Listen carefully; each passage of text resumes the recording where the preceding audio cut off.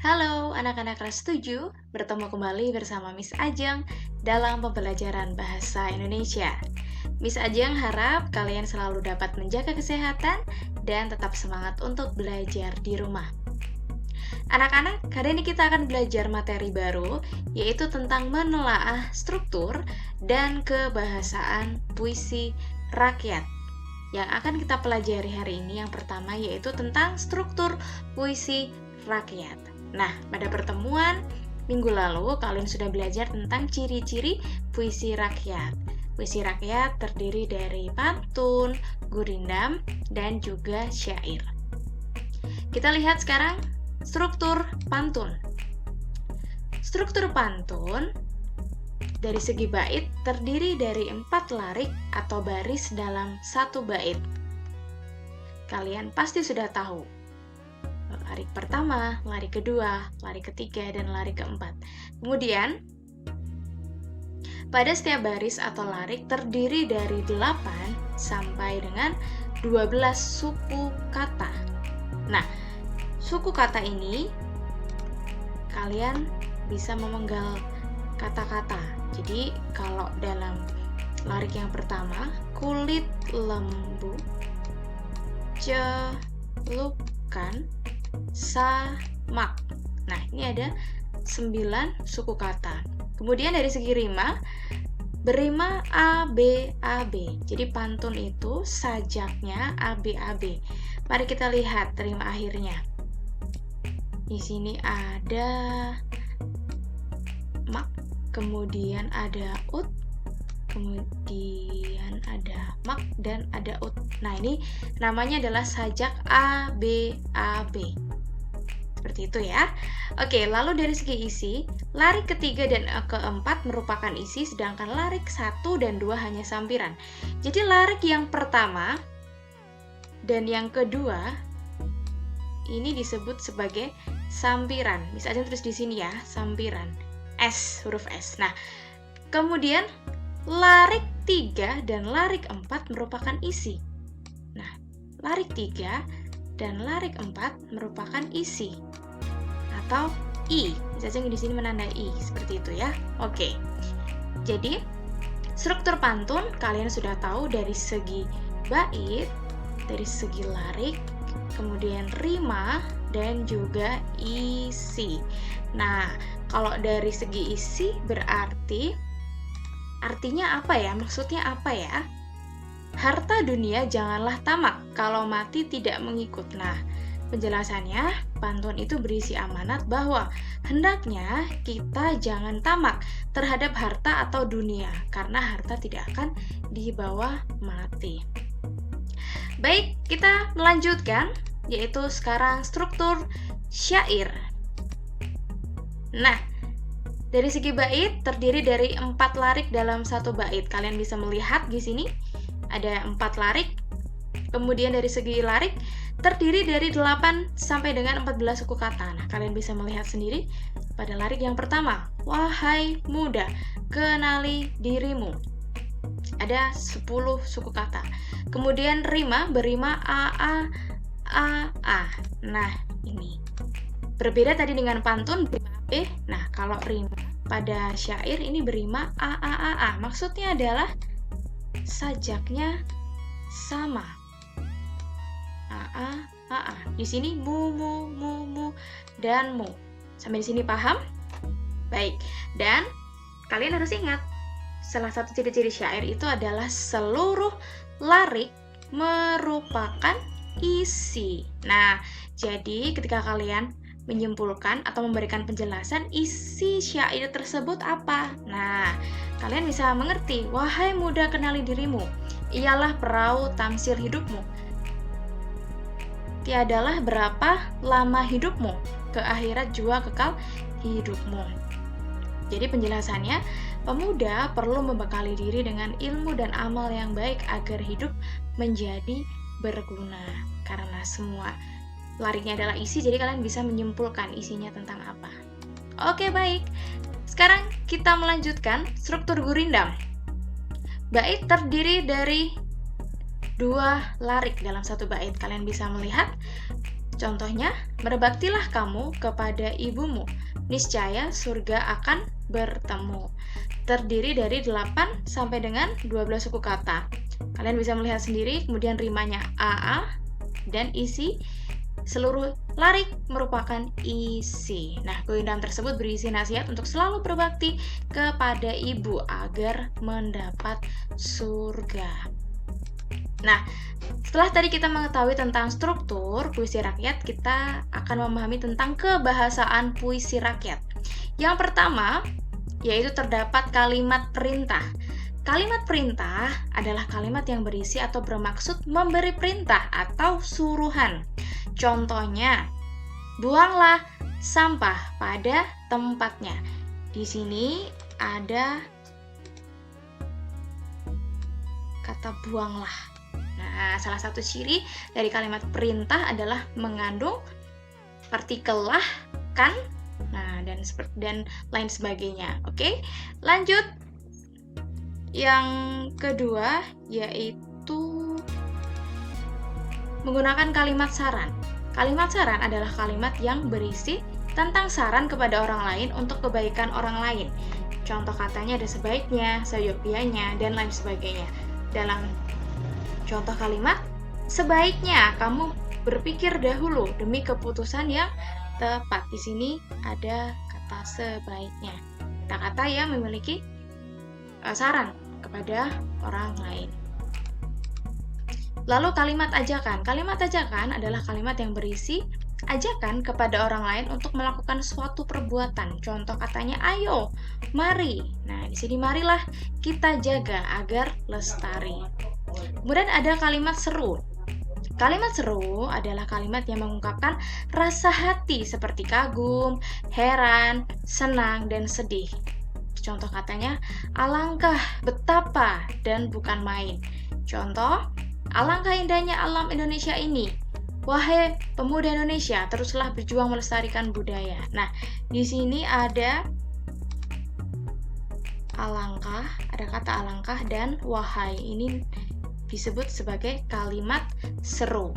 Nah, kalimat yang mengungkapkan rasa hati, ya, wahai, alangkah, seperti itu ya contohnya. Baik, kita melanjutkan, yaitu selanjutnya adalah kalimat larangan. Kalimat larangan adalah kalimat yang berisi larangan agar orang lain tidak melakukan kegiatan. Contohnya, kata jangan, ini hindari ya. Contohnya, janganlah berprasangka buruk kepada sesama. Selanjutnya, kata penghubung.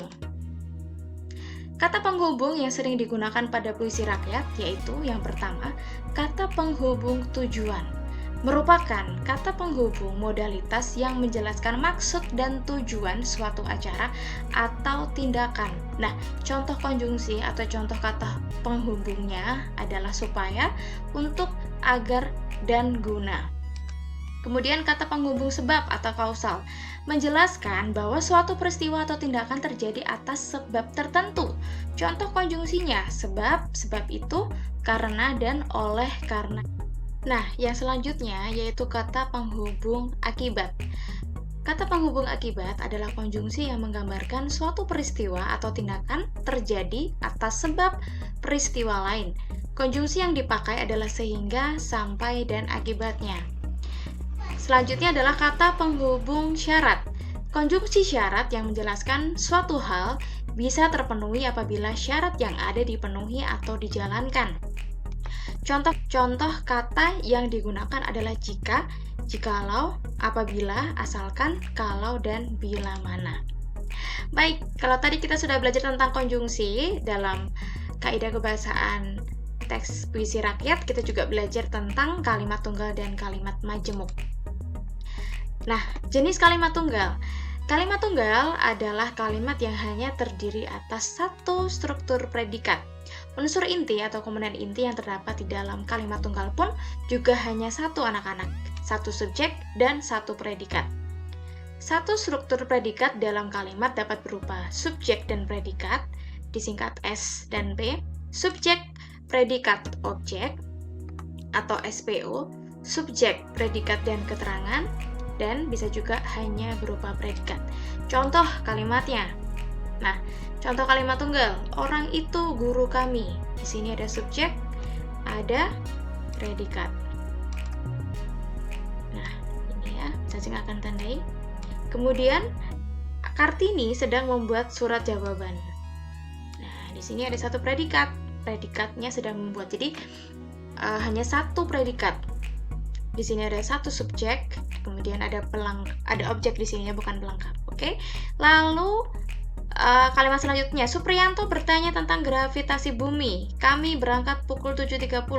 Minggir. Nah, ini hanya predikat saja. Seperti itu, ya. Oke, selanjutnya setelah kalimat tunggal, kita belajar tentang kalimat majemuk. Apa itu kalimat majemuk?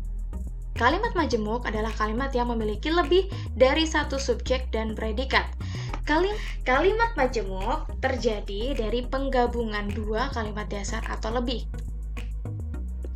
Kalimat majemuk bertingkat adalah kalimat yang terjadi dari beberapa kalimat tunggal yang kedudukannya tidak setara atau sederajat. Jenis-jenis dari kalimat majemuk bertingkat yaitu yang pertama kalimat majemuk hubungan syarat, ditandai dengan kata jika, seandainya, asalkan, apabila, andaikan. Contoh kalimat, jika hidup bermalas-malasan, masa depan tak tentu arah. Di sini ada kata jika. Lalu, kalimat majemuk hubungan tujuan ditandai dengan agar, supaya, biar. Nah, di sini ada kata agar. Yang selanjutnya yaitu kalimat majemuk konsensif, ditandai dengan walaupun, meskipun, biarpun, kendatipun, sungguh pun. Contoh dalam penggunaan kalimat, walaupun belajar banyak godaan, tetaplah teguh mencapai harapan. Baik, selanjutnya adalah kalimat majemuk hubungan penyebaban, ditandai dengan kata penghubung sebab, karena, oleh karena. Contoh kalimatnya, hari ini aku bersedih karena berpisah dengan sahabat. Lalu selanjutnya kalimat majemuk hubungan perbandingan, ditandai dengan ibarat seperti, bagaikan, laksana, sebagaimana, lebih baik. Contoh kalimatnya, belajar di waktu kecil seperti melukis di atas batu. Lalu ada kalimat majemuk hubungan akibat, ditandai dengan kata sehingga, sampai-sampai, maka. Contoh kalimatnya, Dian belajar begitu keras sehingga dapat memenangi olimpiade itu. Kalimat majemuk hubungan cara, contoh, dengan cara menjual koran, dia mendapatkan uang untuk hidup. Dengan berpikir cermat, generasi muda menggapai asa. Ini ada kata dengan.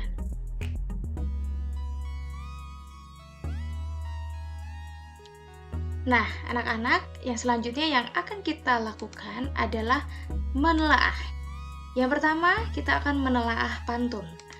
Perhatikan satu bait pantun berikut ini. Jadi, dalam menelaah, anak-anak harus memperhatikan yang pertama adalah tentang struktur, kemudian yang kedua adalah kebahasaan. Mari kita lihat dari strukturnya terlebih dahulu. Struktur penyajian pantun terdiri dari 4 baris dalam satu bait. Baris pertama dan kedua disebut sampiran, sedangkan baris ketiga dan keempat disebut isi. Pantun tersebut bersajak A, B, A, B. Terlihat dari ini ya, yang bisa Ajeng tenggari. Oke. Terdiri dari 8-12 suku kata.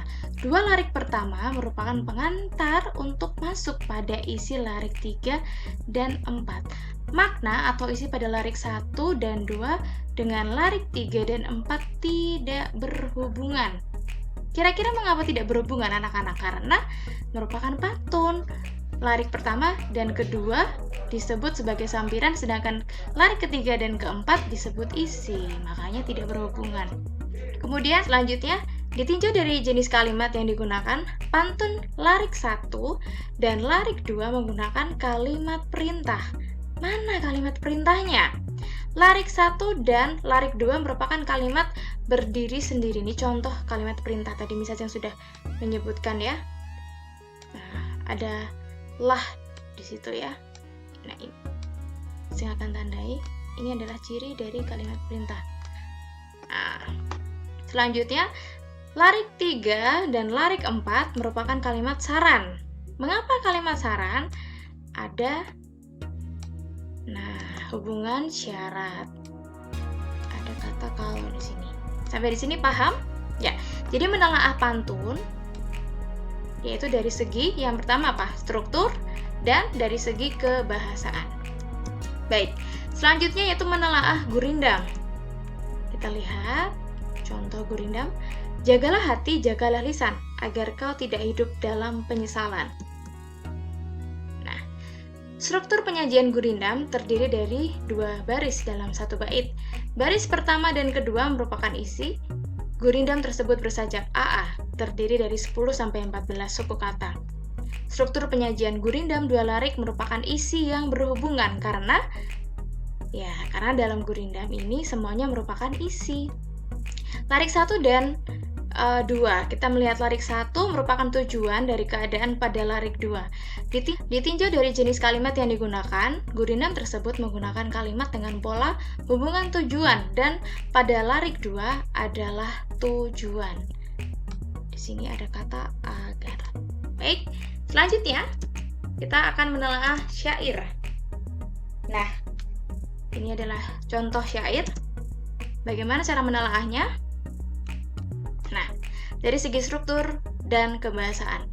Struktur penyajian syair 1 bait terdiri atas 4 larik. Pola rima sama, yaitu AA, AA. Keempat larik syair merupakan isi dan terikat dengan bait-bait yang lain. Ditinjau dari jenis kalimat yang digunakan, syair tersebut, larik 1 menggunakan kalimat untuk menyapa. Nah, di sini ada kata seru hai. Larik 2 dan 3, fokus larik 2 dan larik 3, merupakan kalimat perintah kepada generasi muda yang disapa pada larik 1. Di sini ada kata hasilkan. Nah, kemudian ada juga kerjakan. Nah, ini yang dinamakan kalimat perintah. Larik 4, pada kutipan syair tersebut merupakan akibat yang akan ditemui jika melakukan apa yang diperintahkan pada larik 2 dan 3. Mengapa seperti itu? Karena syair semua lariknya merupakan isi, jadi saling berhubungan. Pilihan kata yang digunakan pada syair tersebut merupakan kata bersifat simbolik dan ungkapan lama. Pilihan kata sangat indah dengan makna yang sangat dalam. Baik, anak-anak, itu adalah contoh dari menelaah puisi rakyat. Miss Ajeng harap kalian dapat memahami materi pembelajaran yang Miss Ajeng sampaikan pada pertemuan lewat video pembelajaran hari ini. Terima kasih untuk partisipasi kelas 7. Tetap sehat dan tetap semangat. Kemudian tetap menjaga kesehatan. Dan jangan lupa, setelah ini akan ada tugas di Google Classroom yang harus kalian kerjakan. Jika ada pertanyaan, silahkan bisa menghubungi Miss Ajeng lewat WhatsApp. Sampai jumpa pada video pembelajaran selanjutnya.